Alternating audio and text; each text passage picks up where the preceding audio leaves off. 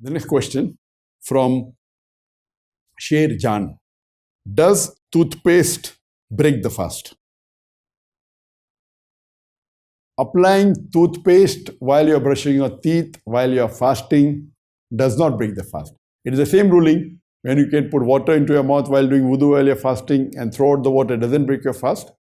Even while using toothpaste, as long as you do not swallow the toothpaste. And normally people don't swallow toothpaste when they brush their teeth. So as long as you take care that while you brush your teeth with the toothpaste, you do not swallow the toothpaste, nor do you swallow any of the water. It is permissible. You can use toothpaste, you can brush your teeth. Same thing how you taste food and you spit out the food.